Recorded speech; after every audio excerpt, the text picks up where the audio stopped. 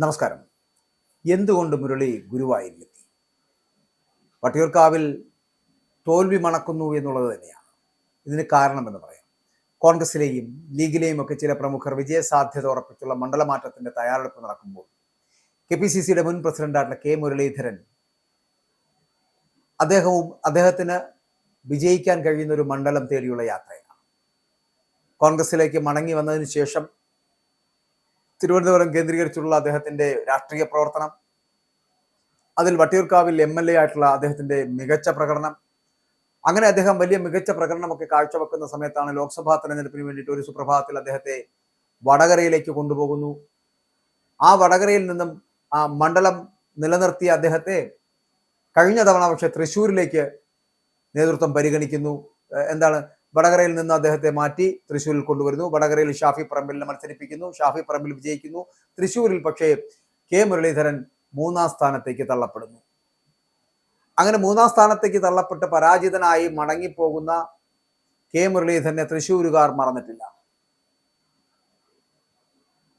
അതുപോലെ തന്നെ ആ പരാജയത്തിന്റെ കയ്പ് അത് K മുരളീധരനും മറന്നിട്ടില്ല എന്നുള്ളതാണ്. അതുകൊണ്ട് തന്നെയാണ് അദ്ദേഹം തൃശ്ശൂരിൽ നിന്നും അടുത്ത വണ്ടി പിടിച്ച് വട്ടിയൂർക്കാവിലേക്ക് അല്ലെങ്കിൽ തിരുവനന്തപുരത്തേക്ക് എത്തിയതും വട്ടിയൂർക്കാവിൽ അദ്ദേഹത്തിന്റെ പ്രവർത്തന മേഖല വീണ്ടും സജീവമാക്കിയതും കൂടുതൽ ഉന്മേഷവാനായി വട്ടിയൂർക്കാവിൽ വിജയിച്ചു കയറാൻ കഴിയുമെന്നുള്ള ഒരു ലക്ഷ്യത്തോടു കൂടി, ഒരു ആത്മവിശ്വാസത്തോടു കൂടി പ്രവർത്തനങ്ങൾ ആരംഭിച്ചതും.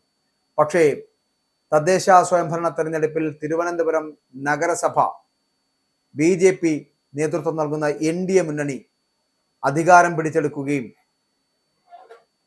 കോൺഗ്രസ് വീണ്ടും 3-ാം സ്ഥാനത്തേക്ക് തഴയപ്പെടുകയും ചെയ്യുന്ന ഒരു സാഹചര്യം ഉണ്ടായപ്പോൾ തിരുവനന്തപുരം ജില്ലയിലെ അദ്ദേഹത്തിന്റെ അദ്ദേഹം ലക്ഷ്യം വെക്കുന്ന വട്ടിയൂർക്കാവ് നിയമസഭാ മണ്ഡലം ഉൾപ്പെടെയുള്ള മേഖലകളിൽ BJPയുടെ വോട്ട് ഷെയറിൽ വന്ന ഗണ്യമായ മാറ്റം അദ്ദേഹത്തെ ഒരു പുനർവിചിന്തനത്തിന് പ്രേരിപ്പിച്ചു എന്നുള്ളതാണ്.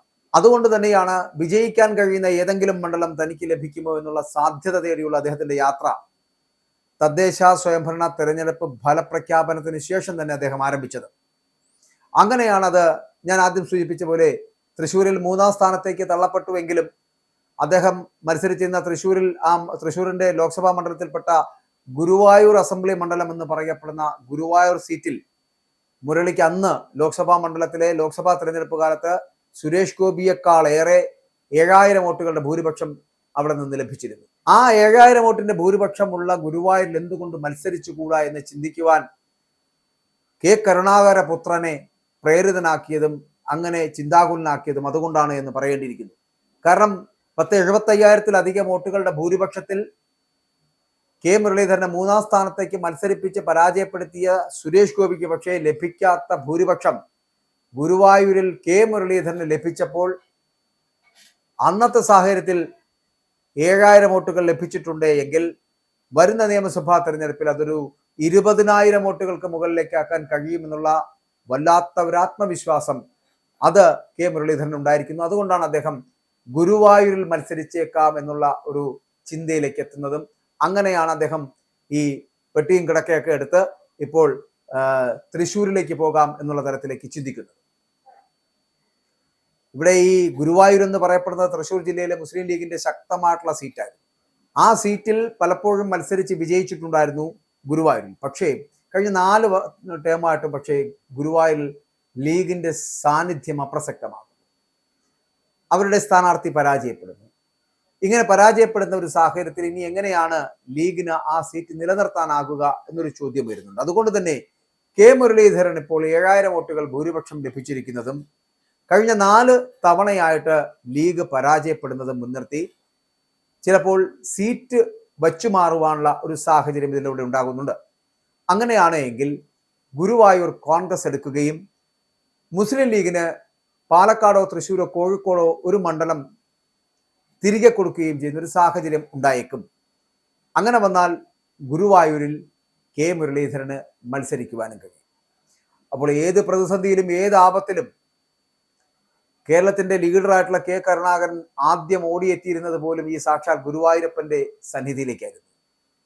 അതുകൊണ്ട് തന്നെ ഗുരുവായൂരുമായിട്ട് K കരുണാകരൻ അത്രയും അടുപ്പവും സ്നേഹവും ഒക്കെ ഉണ്ടായിരുന്നു എന്നുള്ളത് അന്നത്തെ കേരളത്തിലെ കൊച്ചുകുട്ടികൾക്ക് വരെ അറിയാവുന്ന കാര്യമാണ്. K കരുണാകരനും ഗുരുവായൂരപ്പനുമായിട്ടുള്ള ബന്ധം. അപ്പോൾ അത് കേരളത്തിൽ മാത്രമല്ല ഇന്ത്യൻ രാഷ്ട്രീയത്തിൽ തന്നെ പ്രസിദ്ധമായിട്ടുള്ള ഒരു കാര്യമാണ് കെ കരുണാകരനുമായിട്ട് ബന്ധപ്പെട്ടുള്ള ഗുരുവായൂരപ്പ സങ്കല്പങ്ങൾ. കരുണാകരന്റെ തട്ടകം എന്ന് പറയപ്പെടുന്ന തൃശ്ശൂർ മാത്രമായിരുന്നില്ല, ഗുരുവായൂർ കൂടിയായിരുന്നു. അപ്പോൾ അതുകൊണ്ട് തന്നെ വരാൻ പോകുന്ന നിയമസഭാ തെരഞ്ഞെടുപ്പിൽ കരുണാകരന്റെ ആ ഗുരുവായൂരിൽ നിന്ന് കോൺഗ്രസിൽ നിന്ന് ആര് മത്സരിക്കണമെന്ന് ചിന്തിക്കുമ്പോൾ ആദ്യം ഉയർന്നു വന്ന പേര് എന്ന് പറയപ്പെടുന്ന കരുണാകര പുത്രനായിട്ടുള്ള കെ മുരളീധരൻ്റെതാണ്. നിയമസഭാ തെരഞ്ഞെടുപ്പിൽ ഗുരുവായൂരിൽ നിന്ന് മുരളിയെ മത്സരിപ്പിക്കണമെന്നുള്ള നിർദ്ദേശം ഇപ്പോൾ തന്നെ ഉയർന്നു വരുന്ന ഒരു സാഹചര്യത്തിൽ, അപ്പൊ ഞാൻ ആദ്യം സൂചിപ്പിച്ച പോലെ തൃശ്ശൂർ ലോക്സഭാ മണ്ഡലത്തിൽ നിന്ന് ഏറ്റവും ഒരു പരാജയം ഉണ്ടായിരുന്നല്ലോ. അപ്പോൾ ആ പരാജയത്തെ തുടർന്ന് തിരഞ്ഞെടുപ്പ് രംഗത്ത് നിന്ന് മാറി നിൽക്കുകയാണ് എന്ന് മുരളി വലിയ പ്രഖ്യാപനമൊക്കെ പറഞ്ഞിട്ടുണ്ടായിരുന്നു. പക്ഷെ അച്ഛന് പ്രിയപ്പെട്ട നാട്ടിലേക്ക് മത്സരിക്കാൻ ഇറങ്ങണമെന്ന് അണികൾ കൂടി ആവശ്യപ്പെടുന്ന ഒരു സാഹചര്യത്തിൽ അദ്ദേഹം രണ്ടും കൽപ്പിച്ച് ഗുരുവായൂർ എന്തായാലും മത്സരിക്കാൻ ഇറങ്ങും എന്നുള്ള കാര്യത്തിൽ സംശയവും തർക്കവും വേണ്ട. കാരണം പരാജയപ്പെടുമ്പോൾ മാധ്യമങ്ങളോട് മുന്നിൽ നിന്നുകൊണ്ട് ഇങ്ങനെ പറയും, ഇനിയൊരു മത്സരത്തിന് ഞാനില്ല, എന്നെ പാർട്ടി അവർക്ക് വേണ്ട പല മേഖലകളിലും ഇങ്ങനെ ഉപയോഗിക്കുകയാണ് ചെയ്തിട്ടുള്ളത് എന്നൊക്കെയുള്ള വലിയ വായിലെ വർത്തമാനമൊക്കെ കെ മുരളീധരൻ പറഞ്ഞിട്ടുണ്ട്. പക്ഷെ എങ്കിൽ കൂടിയും വരുന്ന തിരഞ്ഞെടുപ്പിൽ മത്സരിച്ച് വിജയിക്കാൻ കഴിഞ്ഞാൽ, ഏതെങ്കിലും വിധത്തിൽ UDF അധികാരത്തിലേക്ക് എത്തുകയും ചെയ്താൽ ഒരു മന്ത്രിസ്ഥാനം കെ മുരളീധരന് ഉറപ്പാണ് എന്നുള്ള കാര്യത്തിൽ തർക്കമില്ല. അതുകൊണ്ട് തന്നെ ഗുരുവായൂരെങ്കിൽ ഗുരുവായൂര്, വട്ടിയൂർക്കാവെങ്കിൽ വട്ടിയൂർക്കാവ്, ഇനി കാസർഗോഡെങ്കിൽ കാസർഗോഡ്, എവിടെ നിന്നാണെങ്കിലും ഒന്ന് വിജയിച്ച് MLA ആയാൽ മതി. അതാണ് കെ മുരളീധരന്റെ സ്വപ്നം, കെ കരുണാകരപുത്രന്റെ ഏറ്റവും വലിയ അഭിലാഷവും. അപ്പോൾ അത് നടത്തി കൊടുക്കുവാൻ കോൺഗ്രസ് തയ്യാറാവുകയാണ് എങ്കിൽ കെ മുരളീധരനെ ഗുരുവായൂരിൽ മത്സരിപ്പിക്കുക തന്നെ ചെയ്യും. അപ്പോൾ ഗുരുവായൂർ സീറ്റ് മുസ്ലിം ലീഗിൽ നിന്നെടുത്ത് അവർക്ക് പാലക്കാട് ഏതെങ്കിലും, ഒന്നുകിൽ പട്ടാമ്പി പോലുള്ള ഏതെങ്കിലും ഒരു സീറ്റ് നൽകും. അതിനുശേഷം ഗുരുവായൂരിൽ കോൺഗ്രസിന്റെ ഒരു സ്ഥാനാർത്ഥി ഉണ്ടാകും, അത് കെ മുരളീധരനായിരിക്കും. കരുണാകരനെ പോലെ തന്നെ മുരളിക്കും ഈ ഗുരുവായൂർ അപരിചിതമായിട്ടുള്ള സ്ഥലമൊന്നുമല്ല. ഗുരുവായൂർ കേന്ദ്രീകരിച്ച് പ്രവർത്തിക്കുവാൻ കെ മുരളീധരന് കോൺഗ്രസ് നേതൃത്വത്തിന്റെ നിർദ്ദേശം കിട്ടിക്കഴിഞ്ഞു. ഇനി മുന്നോട്ട് യാത്ര തുടരുകയുള്ളൂ. ഗുരുവായൂർ നിയോജക മണ്ഡലം സീറ്റ് ധാരണ സാധാരണ UDFൽ ലീഗിനാണ് കൊടുക്കാറുള്ളത് എന്ന് ഞാൻ ആദ്യം സൂചിപ്പിച്ചല്ലോ. പക്ഷെ അവരുടെ കൂടി സമ്മതത്തോടു കൂടിയായിരിക്കും ഇത്തവണ ഈ ഗുരുഭവനപുരിയിലേക്ക് മുരളിയെ കോൺഗ്രസ് കൊണ്ടുവരുന്നത്. ലീഗിന്റെ സീറ്റായിട്ടുള്ള ഗുരുവായൂരിന് പകരം പട്ടാമ്പി സീറ്റ് ലീഗിന് നൽകുവാനുള്ള സാധ്യതയുണ്ട്. സീറ്റ് വെച്ച് മാറൽ സംബന്ധിച്ചിട്ടുള്ള ഉഭയകക്ഷി ചർച്ചയിൽ ഇത്തരത്തിലുള്ള തീരുമാനം ഉണ്ടാക്കാനാണ് ആലോചന എന്ന് പറയുന്നത്.